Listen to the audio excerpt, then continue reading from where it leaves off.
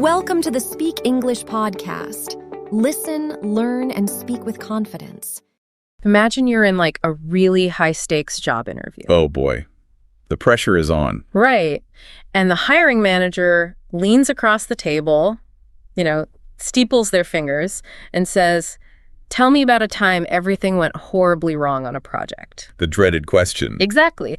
And in the next 4 sentences, you are either going to prove that you are this brilliant, collaborative leader, or you're going to sound like a whiny, arrogant liability. Yeah, and the crazy part about that, the difference between those two outcomes usually comes down to like 3 nearly invisible vocabulary words. Which is wild. So that's why today's deep dive is essentially a tactical briefing for you. A cheat code, really. Yeah, exactly. Yeah. Whether you are prepping for that exact interview scenario or maybe trying to navigate some tense office politics, or you're just, fascinated by the hidden psychology of corporate language, this one is for you. Absolutely. We are pulling from an incredibly revealing article today. It's titled, "Talking About a Problem at Work in English." Great piece. Yeah. It really is. And our mission today is to decode the hidden structural and really the cultural rules behind telling a workplace problem story. Because native English speakers navigate this balance incredibly deliberately. I mean, they use very specific phrasing to avoid sounding overly negative and simultaneously to avoid sounding like some dramatic, boastful superhero. Right. Nobody likes a show off. Exactly. So mastering this, it isn't just about grammar. It's really about signaling cultural competence. It shows that you understand the unwritten rules of how professionals relate to each other, especially when the pressure is on. So let's look under the hood of how this actually starts. Because if I want to tell a story about a project exploding, I have a fundamental problem right out of the gate. How so? Well, how do I introduce a disaster without dragging the mood of the room down and instantly sounding like a complainer? Right. You can't just trauma dump on your interviewer. No. So you have to start vague. The source text identifies what it calls the neutral starting point. Yes. And the designated phrase for this, the magic words, are deal with. Just deal with 2 very common, very small words. Small, yes, but they are doing a massive amount of psychological heavy lifting. I mean, deal with is the general verb for handling a situation, and its neutrality is basically its superpower. Because it's intentionally devoid of specifics. Exactly. It's completely blank. The text gives us some examples to look at. Things like, "We had a pretty difficult situation to deal with last month." Notice how bland that is. Very. Or, "It was a tricky problem to deal with, honestly." Or, "I had to deal with a client who wasn't happy with the timeline." Right. And if you look closely at those sentences, what you'll notice is the complete absence of grit or drama or, technical failure. Yeah, you aren't saying the server caught fire and the client screamed at me for 20 minutes. Right. You are just establishing a tone. This lack of specificity is exactly what makes it useful as an opener. It sets up the topic without committing you to the gritty details before you've prepared the listener for what's coming. Yeah. It functions exactly like a movie teaser trailer. Oh, I love that analogy. Think about it. When a teaser drops, it doesn't give away the third act plot twists. Right. It just shows like a quick flash of a car chase, maybe a moody soundtrack. Exactly. And it tells the audience, hey, this is an action movie. Yeah. Using deal with is doing the exact same thing for your colleague or your interviewer.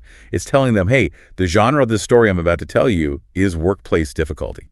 It naturally invites the listener to lean in. It does. Yeah. And the text compares this to how we use phrases in other everyday contexts. Like if you're talking about fitness, you just say, "I'm going to work out." Right. You don't walk up to a colleague and say, "I am going to execute 4 sets of heavy deadlifts, followed by high-intensity interval sprints at a 15% incline." I mean, you'd sound like a total maniac if you said that. Completely. Or, if you're talking about a movie, you say, "I like the storyline," before you dive into the actual narrative mechanics. So deal with is that non-committal opener. Yes. It doesn't reveal how the problem was handled, so either your listener asks, "Oh, what happened?" Or it simply buys you the conversational space to breathe and continue your story. It prevents the listener from feeling ambushed by a sudden barrage of negative detail. Exactly. You're easing them into the pool. Okay, so we've teased the genre of our story. We've established we had something to deal with. The listener's primed. Now we have to actually set the scene and explain what went wrong. Right. The text points to a very specific phrase for this moment, which is under pressure. Yes. Under pressure is the required phrase for establishing a stressful, high-demand situation. So this is the moment where you explain why the situation was difficult before you detail what specifically broke. Exactly. But there is a massive cultural trap here that non-native speakers, and honestly, plenty of native speakers too, fall right into. Ooh, let's hear the trap. So native English speakers almost never leave the phrase under pressure, vague or unexplained. Wait, really? Yeah. If you just stop at a general statement like, man, we were under a lot of pressure last week, and you just stop talking, it feels radically incomplete to an English-speaking ear. It sounds like a whine. It does. It has to be tethered to a concrete cause. Oh, wait, if I'm chatting with my boss, or even just a peer, and I say, hey, I was incredibly stressed and under a lot of pressure last week, isn't that relatable enough? You'd think so, right? I mean, we're all human. We all get stressed. Why do I need to strictly justify my internal emotional state? Because in a professional environment, empathy requires a target. A target, okay. Yeah. If you just say you were stressed, you are describing a highly subjective internal state. Your listener's brain automatically starts looking for the variable. Right. And if you don't provide one, they might start thinking, well, maybe you just have poor time management skills. Oh, wow. Or maybe you just get overwhelmed easily. Exactly. You are actively inviting their skepticism. But when you tether that pressure to a concrete external cause, you shift the narrative from a subjective complaint into an objective reality. Ah, I see. You're giving them a villain to point at that isn't you. Precisely. You ground the story in a shared reality. Let's look at the grounding patterns the text provides. We were under a lot of pressure because of the deadline. Perfect example. Here's another. The whole team was under pressure. We were short-staffed. And it was our busiest week of the year. Very concrete. And one more, I was under a lot of pressure to fix the miscommunication before the client noticed. So it's basically a formula. Right. Pressure plus a specific undeniable cause, like a looming deadline. Or a staffing shortage. Or an external miscommunication. And by providing that concrete cause, you're doing something highly strategic psychologically. Which is what? You are engaging the listener's empathy rather than their judgment. You are silently signaling, hey, any reasonable, competent professional in this highly specific logistical situation would feel the pressure. Oh, that makes so much sense. That is what makes the story believable. Exactly. It validates your stress without compromising your appearance of competence. Okay, we've set the mood with our vague teaser. We had something to deal with.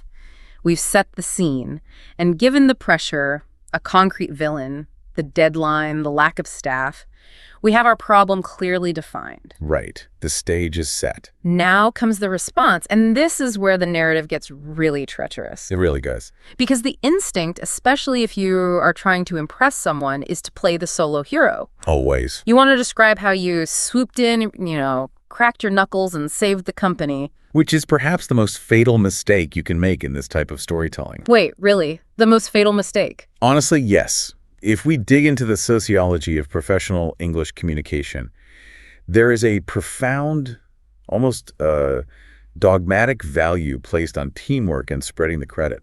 Okay. Playing the lone hero violates that value instantly. And the vocabulary reflects that, because the phrase that acts as the turning point in these stories, the phrase that perfectly captures this cultural value, is pitch in. Pitch in, yes.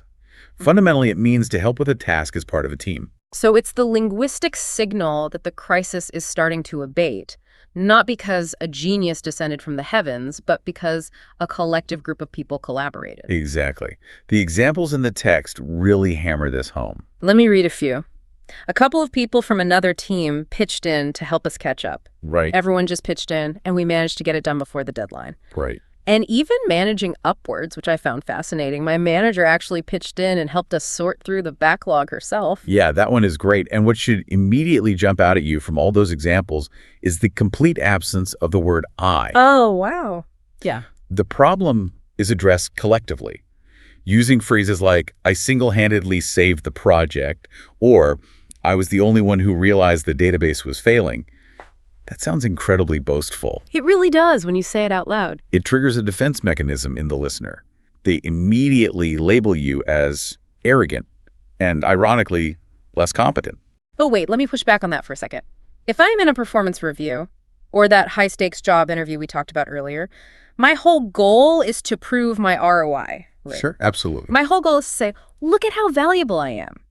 If I say the team pitched in, aren't I just diluting my own brand? Why would I give away the credit when my salary bump is on the line? My boss is going to think I just coasted on the team's coattails. It feels completely counterintuitive, doesn't it? It really does. But you have to look at the psychological dynamics of the corporate in-group. When you frame the solution around a team pitching in, you aren't diluting your brand. You're actually elevating your status. How so? Walk me through that. Because a deeply secure, highly valued leader doesn't need to hog the spotlight. Oh, I see. By acknowledging that others pitched in, you demonstrate that you are a collaborative player. It shows that people want to help you when things go wrong. That's a huge point. Right. And it shows that you understand the complex web of workplace dynamics. If you say, I fixed it, while the others panicked, you are signaling that you view yourself as an island. Which makes you dangerous. Exactly. You view the company as an outgroup. To a hiring manager, that makes you a flight risk or just a toxic element on the team. Sharing the credit actually makes you sound radically more secure and authoritative. It's like an Oscar speech. Oh, perfect analogy. Yeah, like if you get up to the podium after winning Best Actor and you don't thank the director, the crew, and your co-stars, you just look arrogant and out of touch. The audience cringes. They absolutely cringe. So pitching in is how you thank the crew in a boardroom setting. It shows you understand the ecosystem. Exactly. It's an obligatory demonstration of humility that actually serves to highlight your competence. Okay, so the problem is defined. The pressure is justified. The team has heroically but humbly pitched in. Right. Now we need to talk about what that pitching in actually achieved. The resolution. Yes, the fix. And this is where the precision of the English language really shines. The text points out that getting this part right requires choosing between two highly specific phrases. And your choice depends entirely on whether the problem was a broken spreadsheet or a bruised ego. This is where we get into the real micro nuance of the vocabulary. It is. Let's start with the standard baseline phrase for fixing a problem, which is sort out. Sort out, meaning to resolve or fix something. The text categorizes this as a very neutral phrase. It is. And just like we saw with deal with, the neutrality of sort out is its primary strength. It aligns perfectly with the English preference for polite understatement. Let's hear it in action. It took a couple of long days, but we eventually sorted it out. Simple, clean. Here's another. We managed to sort things out before the client meeting. Yeah. And it wasn't a huge deal in the end. We sorted it out pretty quickly. It's remarkably calm. Calm is the perfect word for it. It's incredibly modest. You aren't saying you vanquished the insurmountable logistical nightmare. Right. You just sorted it out. It keeps the tone measured. It shows the listener that you are unflappable. I like that. Unflappable. Yeah, when things go catastrophically wrong, you don't panic, you don't scream, you just methodically sort them out. It implies a very mechanical, objective process. Okay, so that covers like 90% of workplace problems. Missing files, delayed shipments, broken code, supply chain failures. The literal things. Exactly. But what about the other 10%? What about when the problem isn't a logistical thing, but a person? That brings us to our second resolution phrase, and you have to apply this one with surgical precision. Okay, I'm ready. The phrase is smooth things over. Smooth things over. I want to think about the literal imagery of that phrase for a second. Oh, yeah. If sort out is like untangling a bunch of cables, like a purely mechanical puzzle, then smooth things over is like sanding down a rough piece of wood. It implies friction, heat, and jagged edges. That is a brilliant way to conceptualize it. Smooth things over means to fix a tense or difficult situation. But the absolute critical distinction here is that this phrase is reserved strictly for conflicts involving people. Just people. Only people. It is for tension, hurt feelings, misunderstandings, and ego clashes. It is for repairing things on a deeply interpersonal level. The examples the text provides are all intensely human. Let me read a few. There was some tension after the misunderstanding, so I had to smooth things over with the client. See? Very emotional. We had a bit of a disagreement, but we managed to smooth things over pretty quickly. Right. My coworker was pretty frustrated at first, so I spent some time smoothing things over with her. In every single one of those scenarios, what is being repaired is a relationship. The friction is emotional. It's not logistical. Okay, but what if I get these crossed? Oh, no. Let's say I'm in that interview and I'm super nervous and I tell the hiring manager, yeah, the server crashed and wiped our database, but don't worry, I spent a few hours smoothing things over with the software bug. It creates an immediate, visceral cringe in the listener It really does. because smooth things over implies emotional repair. Using it for a technical issue sounds absurd. It literally sounds like you were emotionally comforting a computer. Like you're offering a tissue and a warm cup of tea to a spreadsheet. Exactly. It demonstrates a severe lack of situational awareness. And what about the reverse? What if I say, my client was screaming at me because we lost their $1 million account, but I eventually sorted them out? Okay, that might actually be worse. Really? Yeah. If you say you sorted out a deeply emotional conflict with a human being, it sounds incredibly cold. It's robotic and completely dismissive of their feelings. Oh, I see. It implies you treated a human being with genuine grievances like they were just a mechanical glitch you patched and rebooted. Wow, yeah, that is bad. So knowing this difference, knowing when to reach for sort out for tasks and smooth things over for people, it allows you to demonstrate a really high level of emotional intelligence. It shows you understand not just what happened, but the complex nature of what happened. Yes. It's the difference between being a manager of tasks and a manager of people. Okay, so the problem is dealt with. The team pitched in. The cables are sorted out and the jagged edges are smoothed over. Disaster averted. Phew. Right. Naturally, the instinct is to stop talking. You put a period on the sentence, you take a sip of your coffee, and you wait for the interviewer's next question. Right, you feel like you've crossed the finish line. But the text insists you absolutely cannot stop there. You cannot. If you simply stop at the resolution, you leave the listener with the lingering memory of a crisis. Even if you fixed it. Even if you fixed it beautifully. Yeah. The dominant emotional resonance of your story is still the stress, the pressure, and the failure. So how do you stick the landing? How do you ensure the listener walks away with a positive impression of you? You have to end with a lesson. This is what the text categorizes as the reflective takeaway. The reflective takeaway. Yes. Workplace stories must close with a realization of personal or professional growth, typically signaled by phrases like, "It taught me too," or "Now I always." Let me look at the examples here.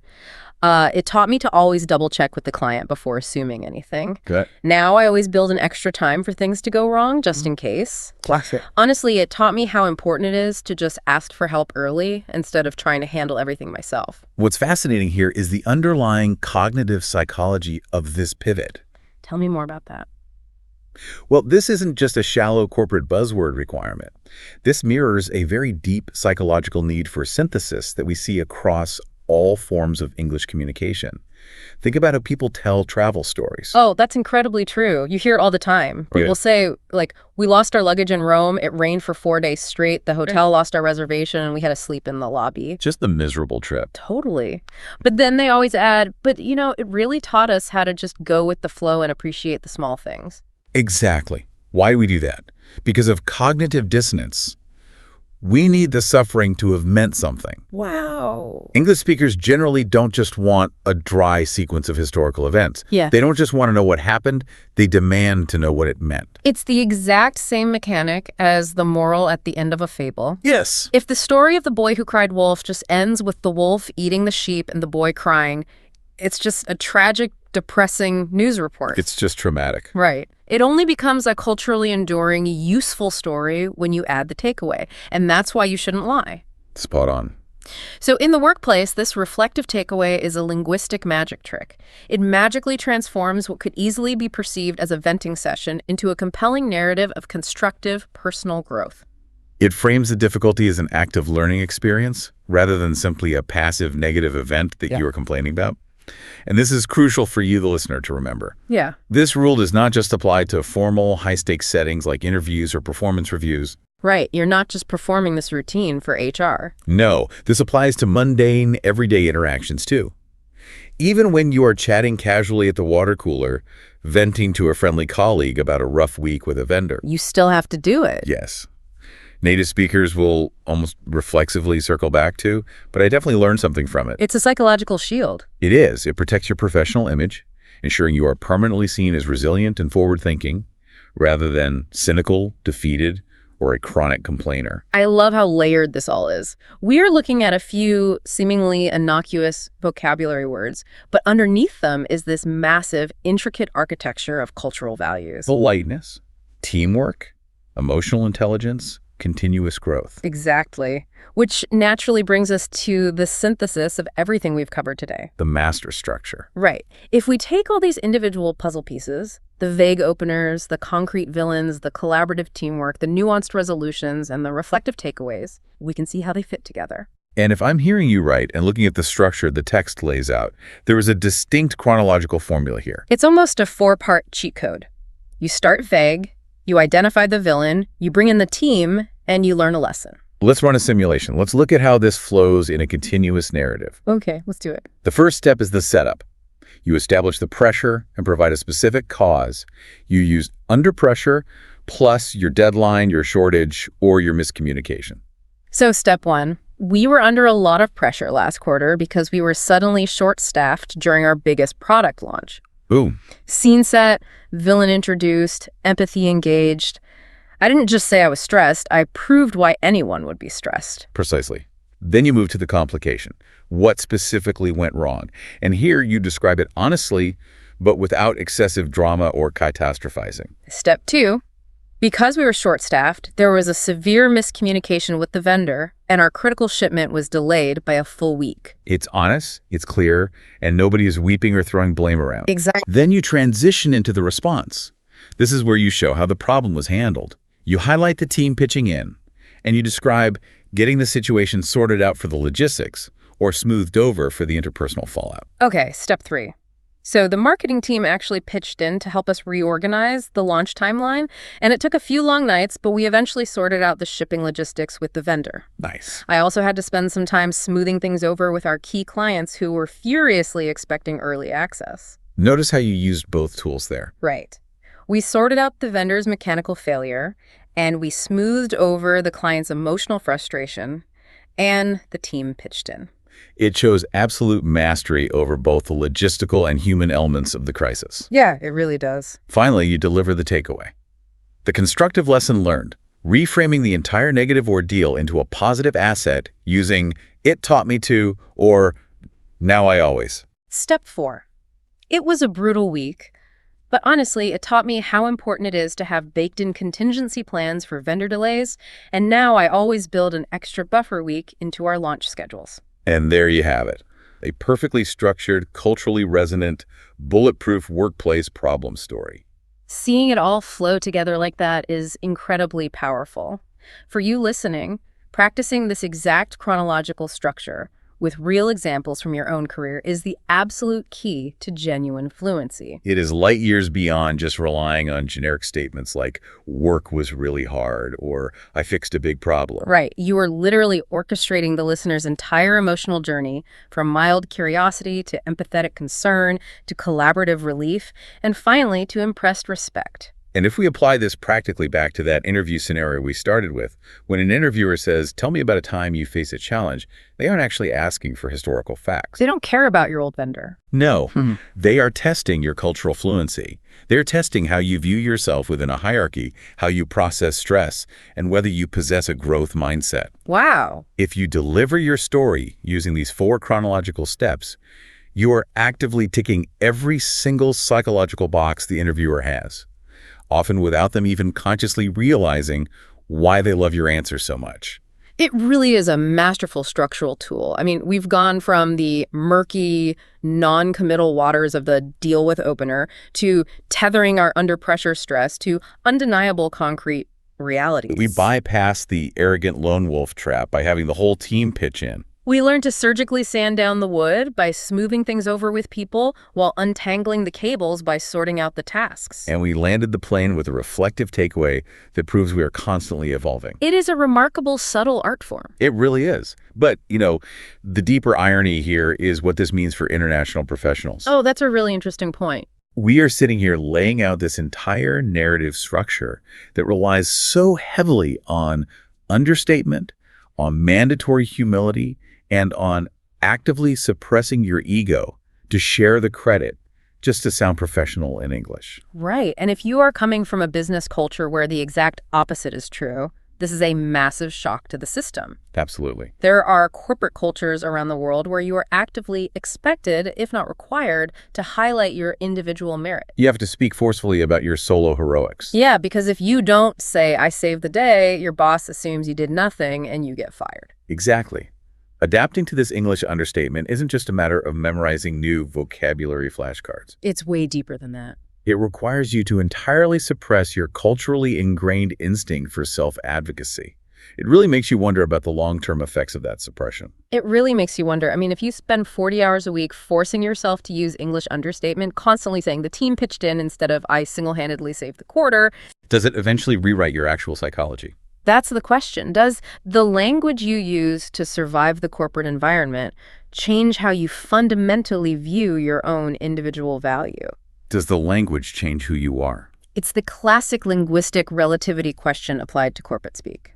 The spreadsheet might objectively tell you if the company's profitable, but the language you are forced to use dictates the reality of your daily existence within that company. That is a profound thought to mull over on your commute. Seriously. The workplace isn't just math and revenue columns. It's a complex, messy human ecosystem.